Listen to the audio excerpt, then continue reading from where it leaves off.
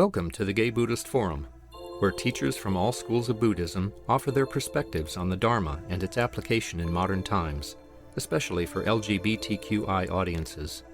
These talks are offered freely to the world and made possible by appreciative listeners. If you would like to support our efforts to share the Dharma with underserved audiences, please visit gaybuddhist.org. There you can donate, find a list of upcoming speakers, or enjoy many hundreds of these recorded talks dating back to 1996. Okay, before we hear from Nina today, let's go around the room and introduce ourselves. We're going to start. My name is Roy. I'm Bill. Jim. Rich.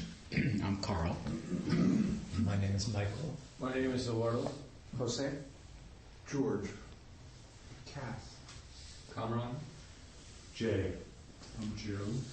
I'm Paul. Larry Wish. My name is Clint. My name is Oswaldo. I'm Jim.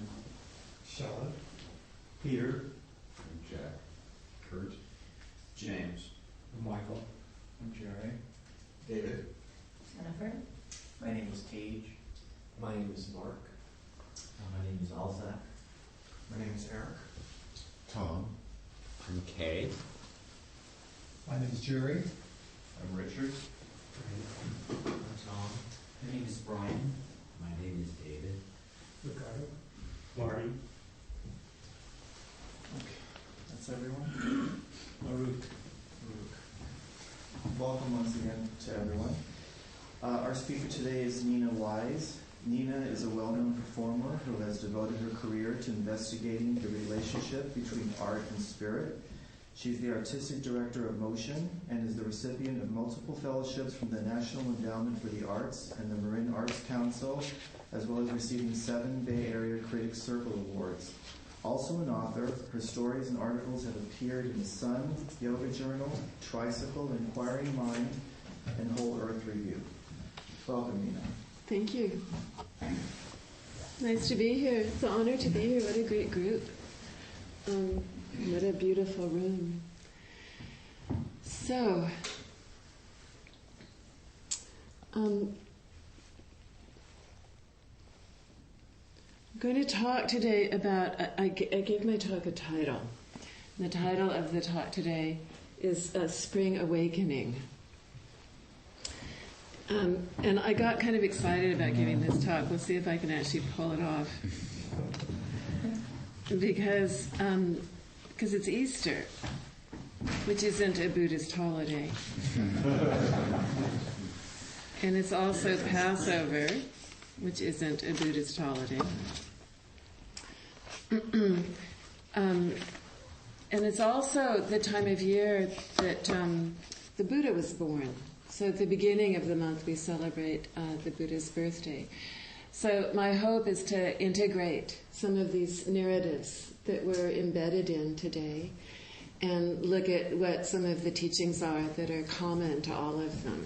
I have a degree in religious studies, so I got kind of excited about this moment in time and seeing if we could make some sense of it in a way that helped us live through these times of the year and identify what they might mean to us, because the myths themselves are somewhat puzzling in a way to many of us. So I just wanted to kind of get a sense in the room. Who in the room, in terms of your religion of origin, what you were raised in, are Catholic? I know some. A lot. Wow. Isn't that interesting? And here you are. Well, good, because we're going to look at some of that. And who are other Christian, Protestant religions? Just about everybody else. And who are Jewish? Anybody Jewish in here? A few. And Buddhist religion of origin. No one. Wow. And Hindu? Muslim? Great. So we're pretty well represented. Okay, good. So that gives me kind of a sense. I was raised Jewish. and I observe Judaism still. So who of you still observe, besides Buddhism, your religions of origin, we might just call them now? Catholicism or Christianity or Judaism or Muslimism? Yeah, keep it up just so we can see. Uh-huh. And who of you have kind of given it up because it doesn't? Yeah. Okay, good. So, thank you. So regardless of whether or not we've given up our religion of origin, I think that those religions, those spiritual traditions inform us in some way. And I was thinking in the past couple of days about it. I haven't really extended this thought process far enough to reach any real conclusions.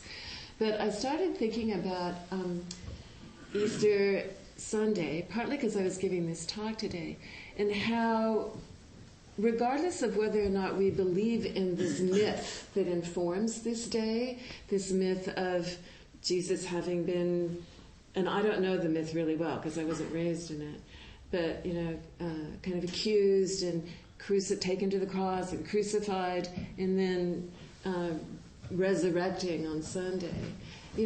We all take the day off and go to brunch and banks are closed down and our whole culture is somehow affected by this narrative that has landed in our midst, whether we like it or not, or believe in it or not, or whether or not it's from our tradition or not. Here we are.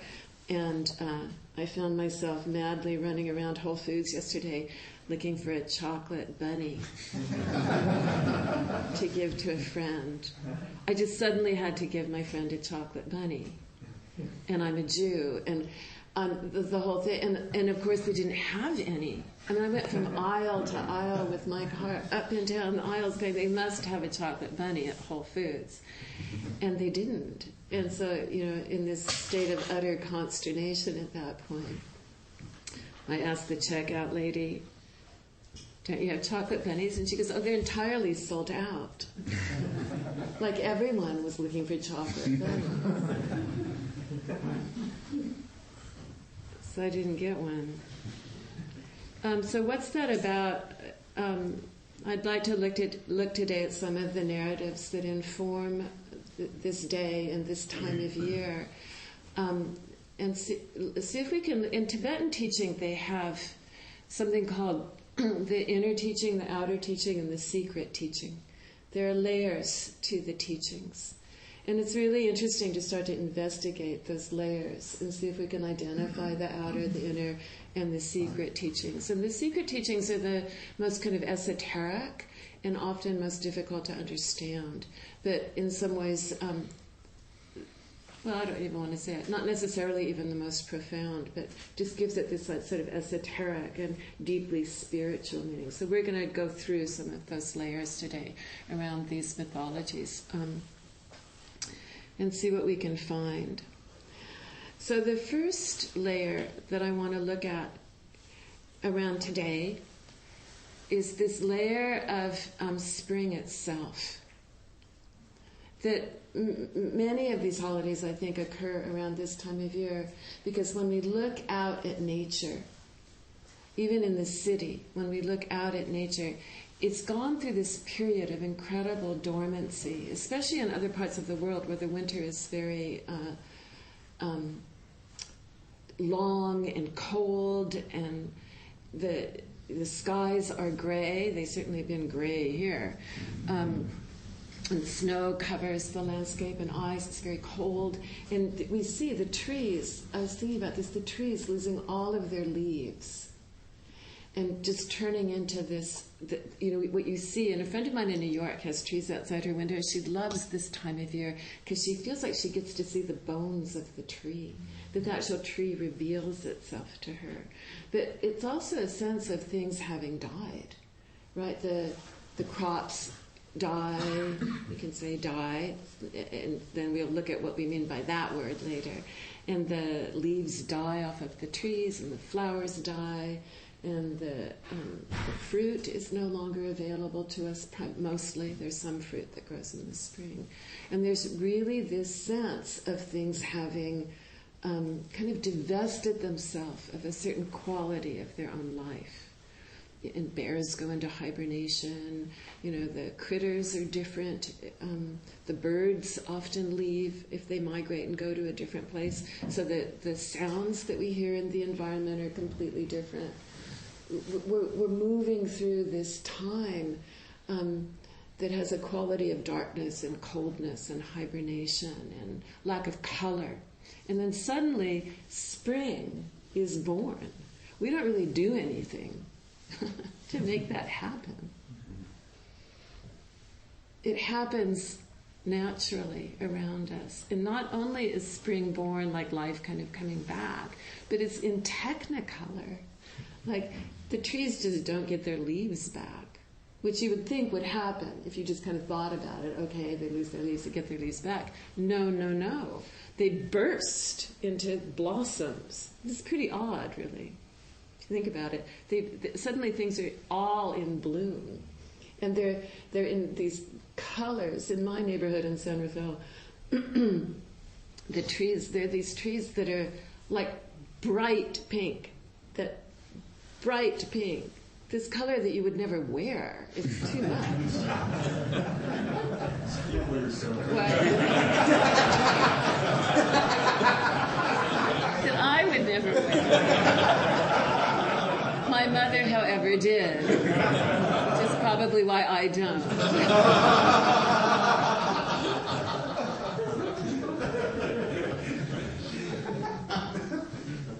And they're scented as well. There are lilac trees in my neighborhood. There are a lot of Italians who settled Gersel Park, where I live, and they planted a lot of fruit trees and lilac trees. And so not only are they like bursting with color, but they're bursting with scent. And then the birds come back, and suddenly the whole neighborhood is like chirping away in the morning. It's pretty wild. And I think as human beings, there's a need, an organic need to celebrate that time of year, to celebrate with a sense of appreciation, of gratitude, especially when we didn't know that this would happen. Right? You don't know that it will come back. You think it will. You have the experience of it. But because we're not a causal factor in that, we don't know that this spring will happen. And suddenly it happens. And it's really a cause for celebration. And there's I have to find that paper. If you look into the history of the religion, it emerges from, I did print it, I probably left it in the printer, a pagan religion. You can Google it if you're interested, the way I did, where there were names of goddesses with names very similar to Easter, Ostere, something like that, and Ashere, and many goddesses that were the goddesses of fertility and birth. And one of the most common stories or myths was that this goddess had a consort, a male consort, I think named Attis, who died and was reborn, and died and was reborn, and died and was reborn. And there were these big ceremonies about that resurrection. So in part what we're doing is celebrating this rebirth of spring all around us. Is there a clock that I might... Yes, I'm keeping track for you. You're keeping track, but I might like to also keep track. Here you go. Okay. And when can I go to? We usually go... Are you going to be doing questions and answers? I can do. Okay, and then we usually go till about 10 minutes. Sometimes I'll push it till 5 minutes to the hour. 10 to 12? Yeah. Okay, thank you.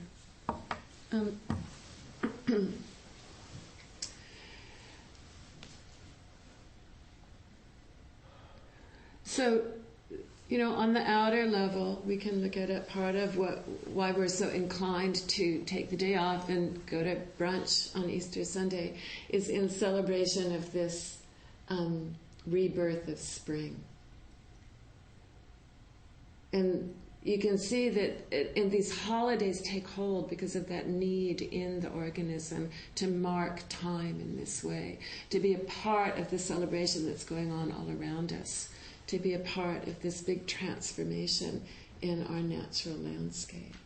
And we find ourselves, like it or not, kind of many of us having this inner sense like of a need to celebrate at this time of year in some way, a need to be with our families and eat the food of the season, a need to be with our friends and kind of acknowledge this moment in time. And it's really a beautiful component of human culture that we take time off, that we leave our work lives, that we leave our kind of sense of having to make money and having to succeed in the world and kind of chill and eat together, and eat together in a way that's really celebrative. So that's the kind of outer experience, which has many levels to it as well. It's also a time when we look around us that like chickens are being born. There's a big display now at the California Academy of Sciences of chicks. And there's like hundreds of chicks in this big display, and people are coming from all over to watch. We have to look at chicks this time of year. It's terribly reassuring to look at chicks, and chicks lay eggs, and there's this sense of incredible reassurance that chickens are being born and chickens are laying eggs, and we get to eat them. And so we paint them. And go look at what's happening. We get to have this moment in time when we're being fed by the universe, fed by the forces of nature. And bunnies are being born and lambs. I was just up on the North Coast, and there are lambs gamboling about. Isn't that what they do, lambs? They frolic and gamble.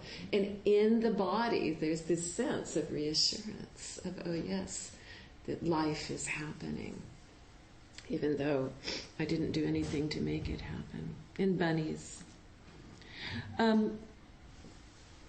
So what we also can look at, and this is a little more complicated, is in the same way that nature is being reborn all around us, we also have the opportunity to be reborn. What does that mean? To be... The outer myth is that Jesus was crucified and then reborn, right? There was a resurrection. And what I've been thinking about in terms of what that might mean has to do with the opportunity in our own lifetimes to reawaken, we might call it, to our own essential nature, or what we call Buddha nature. The Buddha also was reborn in a way. He left the palace. He was born a prince. He left the palace. And he saw, the story goes, he saw on the streets, before he left the palace, that, do you know this story about the Buddha and his birth? That he was not allowed to leave the palace because someone had whispered into his father's ear, the prophets, that he would leave. And so they kept him sequestered in the walls of the palace. And he talked his driver, basically, his carriage driver, into letting him out. He goes, I don't really have to stay here. Take me out. He'd become good friends with his helper. And off he went into the streets. And he saw a man who was very ill.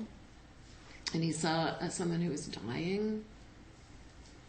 And these were the beginnings of his awakening, because they were protecting him from anything like that in the palace, the story goes. And so he fled, because he felt like he had to understand aging and decay and illness and death and dying, that he had to come to terms with those realities, that suffering, human suffering. And so he took to the streets, and as a mendicant, as a beggar, he gave up his wealth, he gave up his palatial privileges, and just took to the streets. And through that abandonment of the kind of delusion of wealth being the giver of our well-being, he became awakened. And what did he awaken to? He awakened to what we call Buddha nature, or true nature, which is this quality of being that is deeply at ease and peaceful and at rest in its own equanimity and a quality of joy, that is independent of outer factors. It's not about wealth. It's not even about health. It's simply our own nature. And the teachings say that when the delusions in the mind fall away, the obfuscations fall away, when our delusions all kind of evaporate, and the kind of ideas that cloud the mind, what we discover is our own nature, our own true nature, which is peaceful and loving and kind and compassionate and at rest, and we can see clearly. And each of us, most likely, I would venture, have had moments in our lifetimes when that happens. Yeah? Either just automatically, or because we fall in love, or walking in nature, or we take LSD. Something happens in the delusions, or we go on a long meditation retreat, or we fast, or we just wake up in the morning one moment and we have clarity in the mind. And there isn't a sense, this is the most remarkable thing, there isn't a sense of having achieved anything out there. There's a sense of suddenly things evaporating from the mind that cloud us and we see clearly. Yes? Sound familiar? And my teacher in India, Punjaji, said, when you glimpse the truth, he called it, devote yourself to that glimpse. Devote your life to that glimpse. Because the seeing sometimes falls away, the moment of clarity falls away, but the knowing of clarity doesn't. The knowing of truth doesn't. It rests in the being as a guidepost, as a light. And we can return to that over and over and over again. And that's our rebirth. That's our spring. That's our inner spring. That coming back to the light, coming back to what we know to be true, coming back to our true nature. And probably that's why we're all here. That's why we're all sitting in this room together.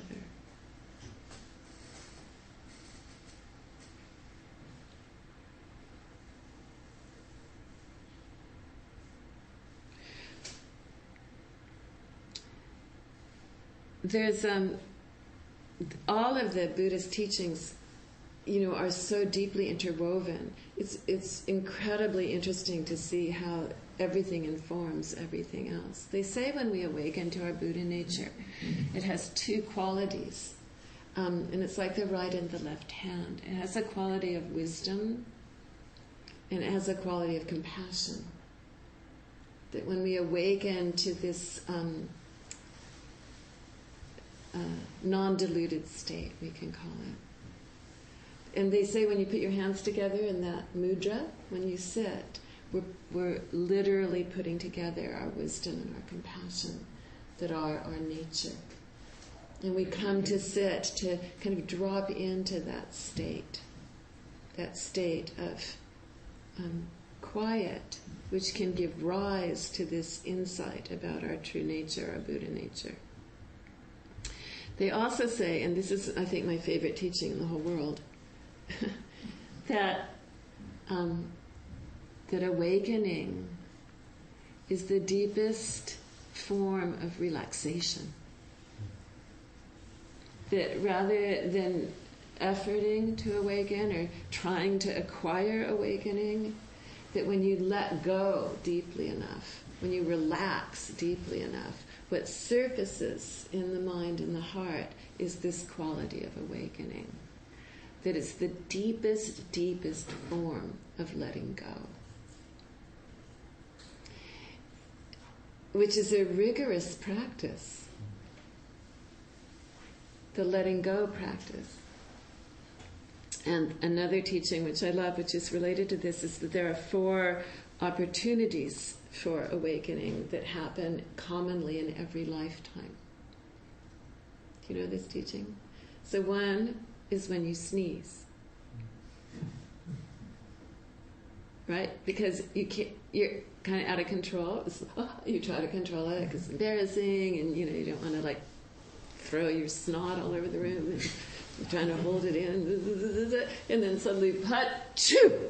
In that moment, that's a good practice. You might want to try it. That moment, if you're aware of it, is a moment of awakening, where everything lets go, and there's this moment of clarity. It's a big letting go, like a Manjushri sword, cutting through. It's also why they go around in the Zendo and whack you. Or in Tibetan practice, the master, everyone will be very quietly meditating, and the master will go, "Pat!" And you let go. And you can feel the mind for an instant being free of all the things you're worried about, whether or not people will love you correctly, which they never do. Whether or not you'll have enough money, whether or not the radiation will make it from Japan over here and get in your, latte.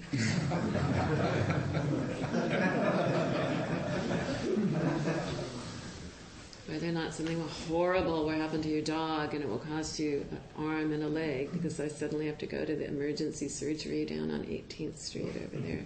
And there's a lot to be concerned about, and we're concerned about it all the time. Whether or not you'll be able to refinance your house, and the housing market and the whole stock market, which is some huge delusion that we all terribly believe in and throw our money into, will crash. It will, probably. And so we can be worried all the time. And then the master goes, "Pat!" And you go, "Ha!" You let go. You let go of all of the fantasies that occupy the mind constantly.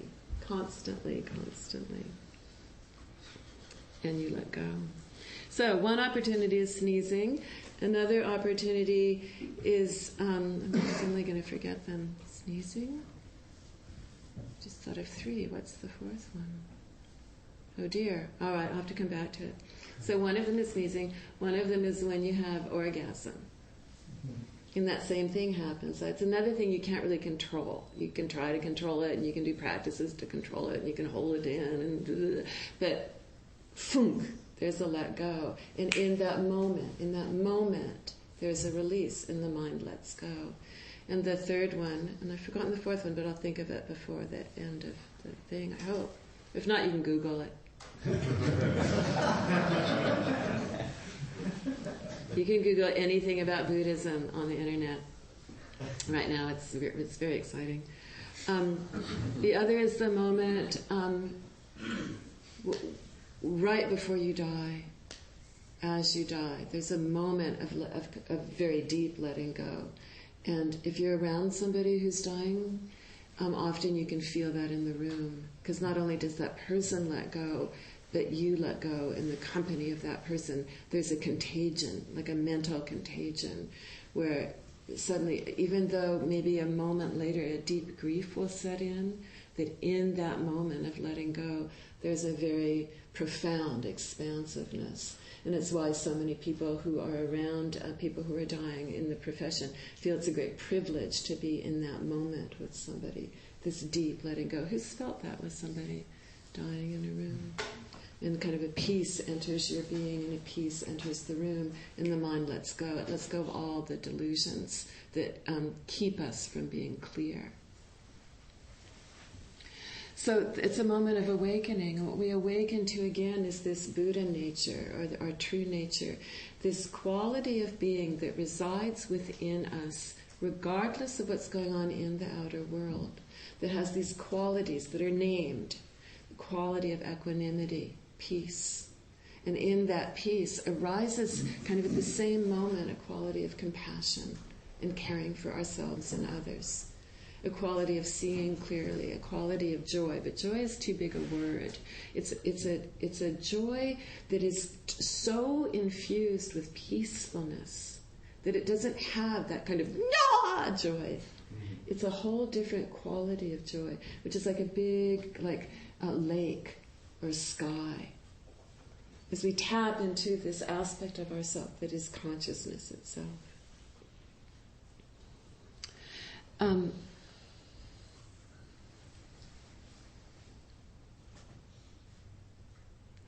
so that's another interesting aspect of the myths that accompany this time of year. That is, as these characters awaken, as Jesus awakens, or maybe he was born awakened, but as he lives through his life in an awakened state, and as the Buddha awakens, and as Moses awakens. Moses, another story of this time of year, he's sent down the Nile in a basket. Did you all see Exodus? Ten Commandments. It's on TV now if you've missed it. It doesn't hold up. It doesn't. But I always loved that scene that I don't even know if it's real, but I imagine it of his, the firstborn boys have to be killed because there's a story that the prophet gave to the, not the emperor, the pharaoh, that a Jewish firstborn son would take over the land. And so the midwives come into the picture, and they can't kill this firstborn child. So he's put in a basket of woven reeds, right? Don't you love this image? This little infant floats down the Nile, and they watch him. His sister watches him through the reeds. I love that part. So pretty. And he's taken into the palace by the daughter of the pharaoh, who somehow doesn't, this is the part, these myths have these weird parts that don't quite work. Like, did the father not notice she wasn't pregnant? And is suddenly bringing this child into the thing after he's ordered them all killed. Anyway, and then another wonderful part of the story is his mother becomes his wet nurse. She, because the sisters followed the progress, and she runs to the Pharaoh's daughter, who's now taking him into the palace, and says, "Don't you need a wet nurse?" So she runs back home, and his own mother breastfeeds him. But at some point in his life, as he sees one of the slaves being beaten by a foreman, he can't tolerate the violence. He can't tolerate the violence. He can't tolerate the oppression, and so he actually kills the foreman, and then goes off into the desert having committed this crime. And at that moment, God appears and speaks to him. And so it's this moment of discovery of his own identity that is filled with compassion. And the story is all about freeing the slaves.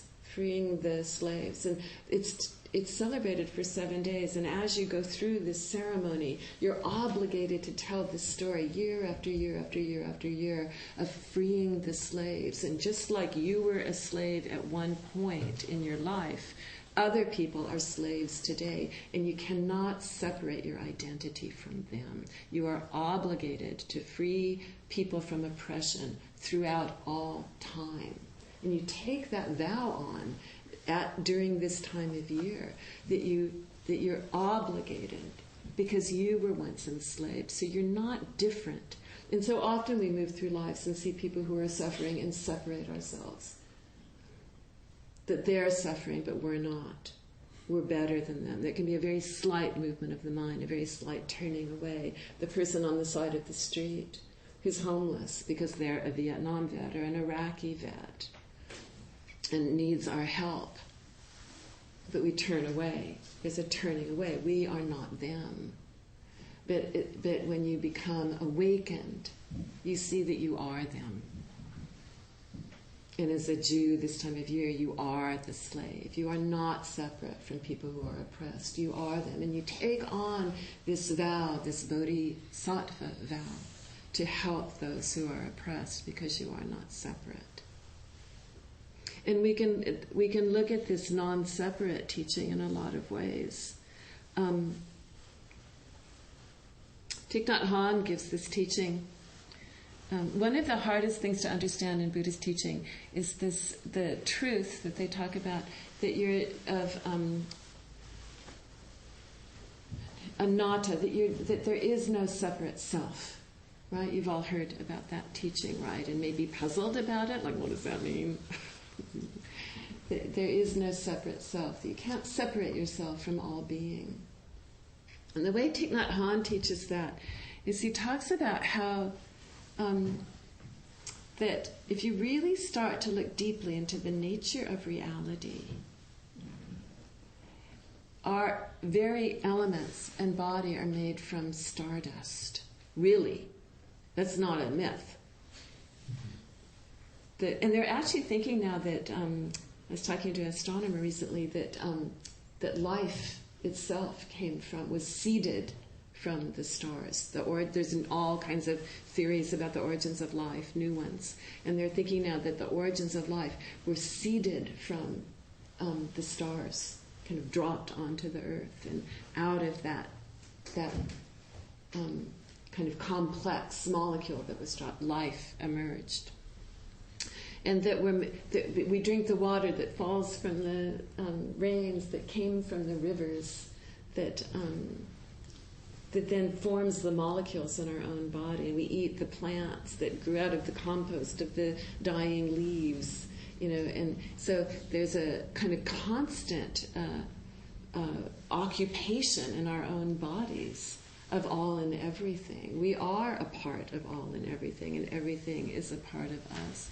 And they gave this beautiful teaching about when you do walking meditation, to contemplate that you are actually walking on the sunshine, because the sunshine formed the earth. And you are walking on the rivers, because the rivers formed that earth that you're walking on. And you're walking on the rain, and you're walking on the winds. That as we walk, but it's not only as we walk, it's actually what we're made out of. We're made out of all and everything, and cannot separate ourselves from this great body of being that is the universe. A friend of mine, David Wallen, one of my high school friends, told me recently he was walking in nature. He took a vacation, a solitary vacation. He's a psychiatrist and spends a lot of time with other people in these like very deep places of their psyche. So he took a walk, took a couple of weeks off, and spent his time alone, which is often a component of awakening, spending some time alone in silence. Because it's in that moment where our own innate wisdom can arise. And he said he was taking this walk through an old-growth redwood forest in Northern California, and he suddenly had this epiphany that he was a part of everything. He felt that his own consciousness was somehow expanded, and that he was a part of everything. And it's a wonderful thing to contemplate when you're out there, that you're somehow a part of everything, that your own consciousness is not distinct. But he said the most reassuring aspect of that was that he knew he would experience bodily death, but this all would continue. It would all continue. And so a part of him would continue to thrive, to blossom and grow and bear fruit and make bunnies, even after his own death. And suddenly his worries fell away, and he just existed in this state of kind of spiritual reassurance. And that's also what we're celebrating. We see this life force coming and coming and coming, and in the same way that it gave birth to us, it's giving birth to all of these things. And we may die, our body will die, but this consciousness will survive bodily death. It will continue, and we are a part of that continuation in some way. So Thich Nhat Hanh says on birthdays, you don't say happy birthday, you say happy continuation day. Because you're continuing. And somehow, when that spiritual reassurance takes root in our minds, we get a lot happier. We get less worried. And we're able to extend a lot more love and compassion to ourselves first and to one another second. I want to tell you this story about a monk, Tibetan monk, that was sent to me. It's a really beautiful story, and I actually think it's true. A lot of these you don't know when you get them on the internet, but this one seems to actually have happened. Like the 3 cups of tea problem. There are these problems now about these stories. But at least they're wonderful, even if they're not entirely true. But I think this one's true, and it's called Downwind from the Flowers, and you're welcome to check it out. So several years ago in Seattle, Washington, there lived a 52-year-old Tibetan refugee. Tenzin, as I will call him, was diagnosed with one of the more curable forms of lymphoma. He was admitted to the hospital and received his first dose of chemotherapy. But during the treatment, this usually gentle man became extremely angry and upset. He pulled the IV out of his arm and refused to cooperate. He shouted at the nurses and became argumentative with everyone who came near him. The doctors and nurses were baffled. Then Tenzin's wife spoke to the hospital staff. She told them Tenzin had been held as a political prisoner by the Chinese for 17 years. They killed his first wife and repeatedly tortured and brutalized him throughout his imprisonment. She told them that the hospital rules and regulations, coupled with the chemotherapy treatments, gave Tenzin horrible flashbacks of what he had suffered at the hands of the Chinese. I know you mean to help him, she said, but he feels tortured by your treatments. They're causing him to feel hatred inside, just like he felt toward the Chinese. He would rather die than to live with the hatred he is now feeling. And according to our belief, it is very bad to have hatred in your heart at the time of death. He needs to be able to pray and cleanse his heart. So he was discharged. And people came to help him, and what he said that he needed was when the spring came, the writer of the story said, I asked Tenzin what Tibetans do when they are ill in the spring. And he smiled brightly and he said, we sit downwind of the flowers. We sit downwind of the flowers. So she says, I thought he must be speaking poetically, but Tenzin's words were quite literal. He told me Tibetans sit downwind so they can be dusted with the new blossom's pollen that floats on the spring breeze. I guess they're not allergic. They feel this new pollen is strong medicine. At first, finding enough blossoms seemed a bit daunting. Then one of my friends suggested that Tenzin visit some of the local flower nurseries. So they set up a nursery in town where Tenzin could come and sit in a lounge chair and be wafted by the flower pollen. And she said, so the next weekend I picked up Tenzin and his wife with their provisions for the afternoon: black tea, butter, salt, cups, cookies, prayer beads, and prayer books. I dropped them off at the nursery and assured them I would return at 5 o'clock. The following weekend, Tenzin and his wife visited another nursery.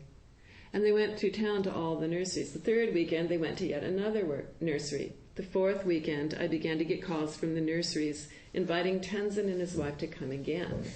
One of the managers said, we've got a new shipment of Nicotiana coming in and some wonderful fuchsias. And oh yes, some great Daphne. I know they would love the scent of Daphne. And I almost forgot, we have some new lawn furniture that Tenzin and his wife might enjoy. Later that day, I got a call from another nursery saying they had colorful wind socks that would help Tenzin predict where the wind was blowing. Pretty soon, the nurseries were competing for Tenzin's visit. People began to know and care about the Tibetan couple. The nursery employees started setting out the lawn furniture in the direction of the wind. Others would bring out fresh hot water for their tea. Some of the regular customers would leave their wagons of flowers near the two of them. It seemed that a community was growing around Tenzin and his wife. At the end of the summer, Tenzin returned to his doctor for another CT scan to determine the extent of the spread of the cancer. But the doctor could find no evidence of cancer at all. He was dumbfounded. He told Tenzin that he just couldn't explain it. Tenzin lifted his finger and said, "I know why the cancer has gone away. It could no longer live in a body that is filled with love." When I began to feel all the compassion from the hospice people, the nursery employees, and all those people who wanted to know about me, I started to change inside. Now I feel fortunate to have the opportunity to heal in this way. Doctor, please don't think that your medicine is the only cure. Sometimes compassion can cure cancer as well. It can't always. But what healed him, and what often heals all of us, is the kind of care and compassion that we feel from one another. And that care and compassion that is extended to us from one another, which is a great teaching of Christianity, Buddhism, Hinduism, Muslimism, and paganism. What arises when we awaken is a very deep equanimity that is infused with a sense of affection and care, first for ourselves and who we are. And as we drop into that infusion, like an infusion of the scent of beautiful flowers, we are able to extend. And not only are we able to, but what arises is the wanting to, the desire to extend that care to all beings in all directions. And in many ways, that's what we're called to do on this day, at this moment. On this day of Easter, which is about rebirthing to our own true nature, which is love and compassion. We're made of it. To rebirthing and resurrecting to the awareness of our own nature, which is love itself. And as that arises in consciousness, this automatically, the same way blossoms burst on the trees, blossoms of understanding, of wisdom and compassion arise inside of us. And we don't have to do anything to get there, just like nature doesn't, except relax.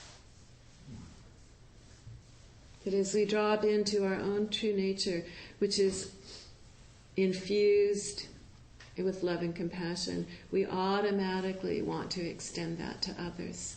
And as we extend that to others, our own sense of well-being is greatly enhanced, exponentially enhanced. And we're in a way called upon that task at this time of the year, to blossom ourselves to our own true nature, and in that blossoming become a light to others. The Buddha said as he was dying, make of yourself a light before you die. Those were his dying words.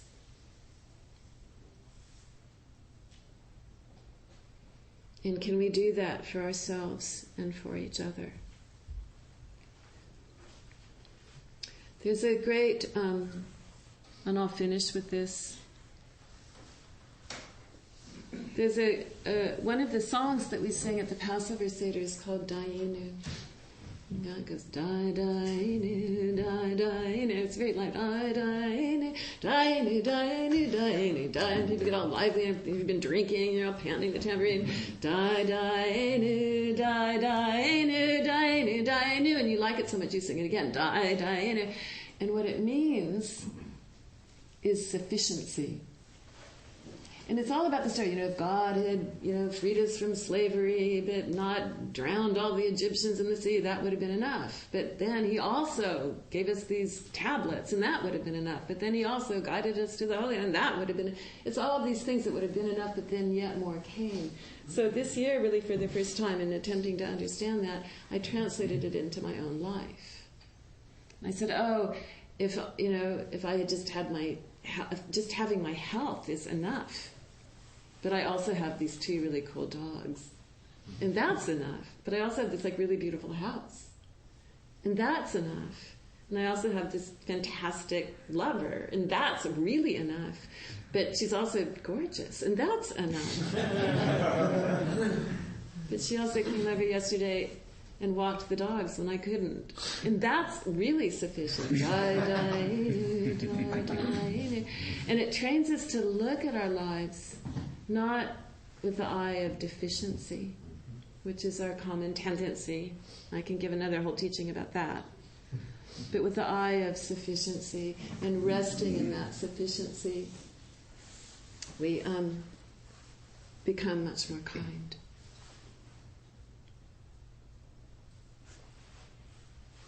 So let's end on that. Die, die, die, die, die, die, die, die, die, die,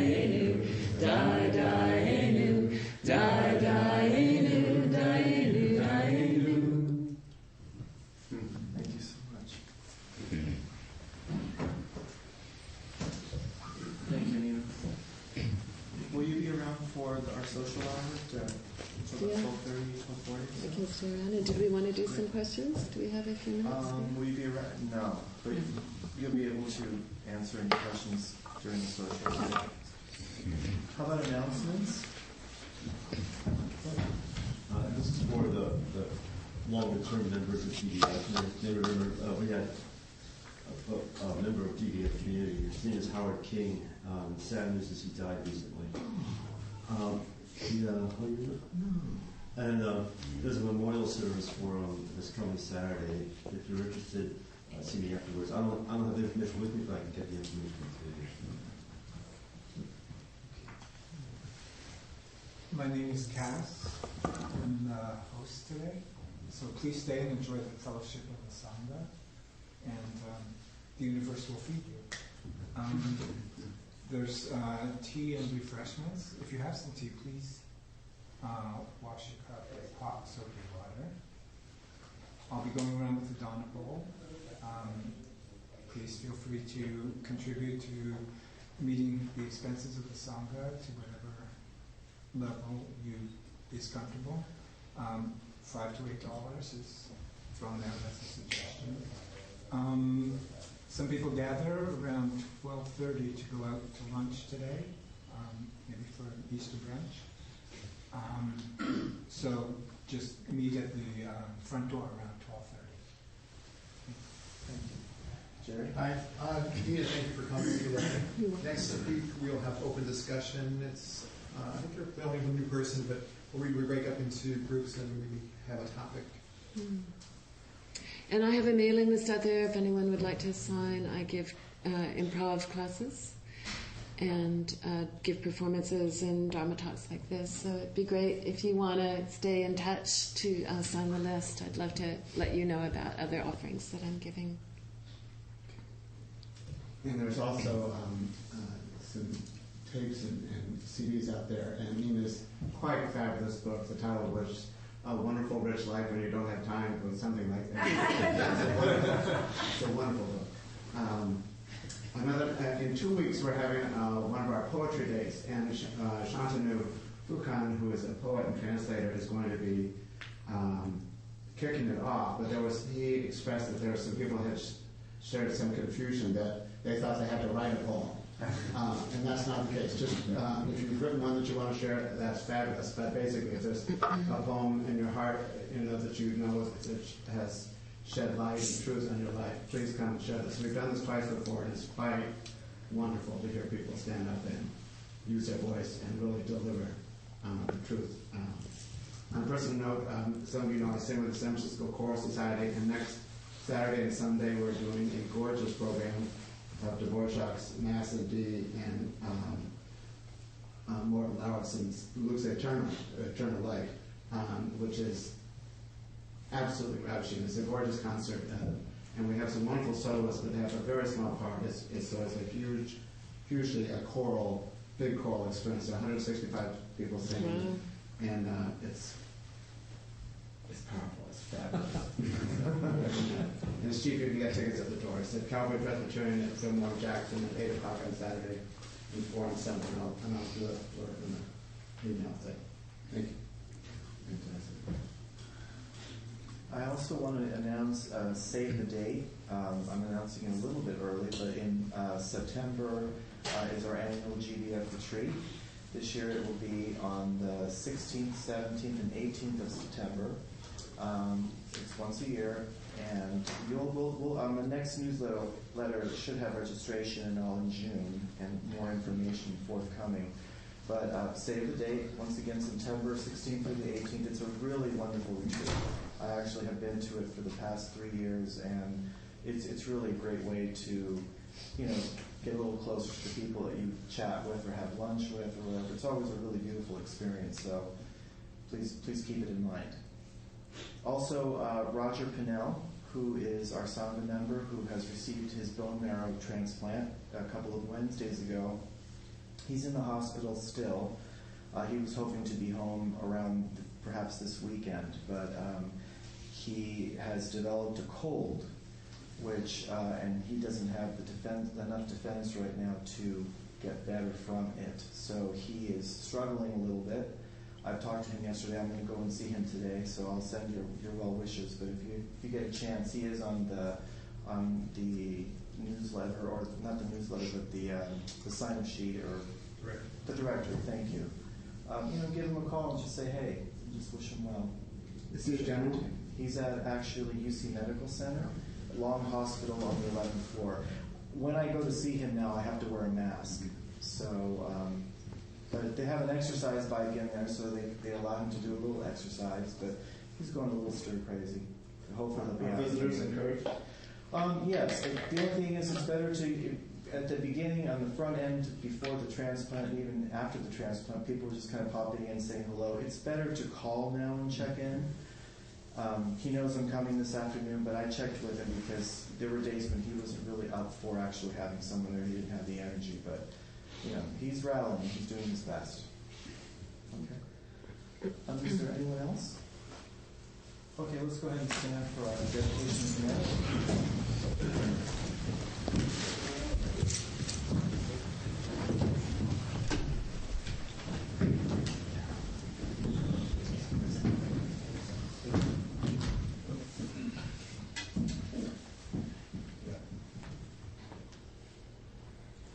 By the power and truth of this practice, may all beings have happiness and the causes of happiness.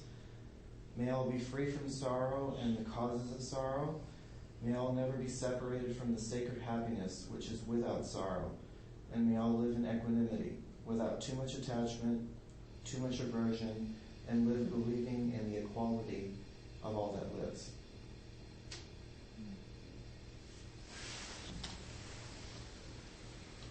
Thank you all.